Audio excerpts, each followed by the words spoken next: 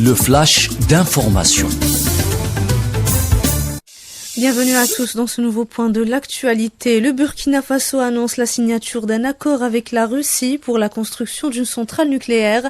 Cette centrale permettra de couvrir les besoins énergétiques des populations dans ce pays où moins d'un quart de la population a accès à l'électricité. Plusieurs dizaines de soldats de l'armée malienne arrivés dans la localité de Tessalit au nord du pays où la mission de l'ONU en cours de retrait doit bientôt quitter son camp. Ces mouvements s'inscrivent dans la reconfiguration sécuritaire en cours depuis la demande des autorités maliennes en juin à la MINUSMA de quitter le pays avant la fin de l'année. Le Tchad accepte d'escorter sur son territoire les troupes françaises devant quitter le Niger jusqu'à l'aéroport de N'Djamena et jusqu'à la frontière du Cameroun pour leur matériel devant être embarqué au port de Douala.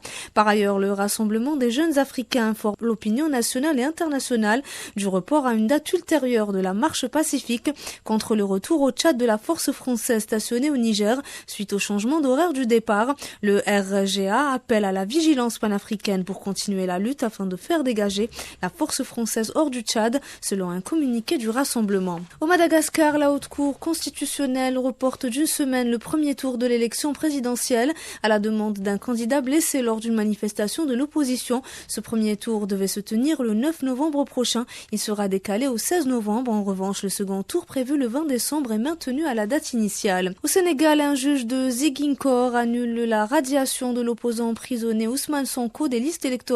Cette radiation l'empêchait d'être candidat à la présidentielle. Radié des listes électorales en août dernier en raison de sa condamnation à 2 ans de prison pour corruption de la jeunesse. Sonko a entrepris de nombreux recours. L'État sénégalais dispose de 10 jours pour faire appel. Dans ce cas-là, la Cour suprême devra examiner la demande de réintégration sur la liste électorale. Le président de la République démocratique du Congo, Félix Tshisekedi, annonce un allègement progressif et graduel de l'état de siège instauré en mai 2021 dans 2 provinces de l'est du pays en proie aux violences de groupes terroristes. Selon le chef de l'État, ce dispositif transitoire consistera au rétablissement de l'autorité civile dans les entités territoriales décentralisées et déconcentrées qui sont déjà sécurisées et sous contrôle des forces armées de la RDC. Coopération, ouverture d'une ligne directe Alger-Douala dans le cadre de la mise en œuvre de l'accord signé entre l'Algérie et le Cameroun en 2021 et de l'accord cadre de coopération dans le domaine des transports et de la météorologie signé en mai dernier. Cette nouvelle ligne renforcera la coopération entre les deux pays, notamment sur le plan économique.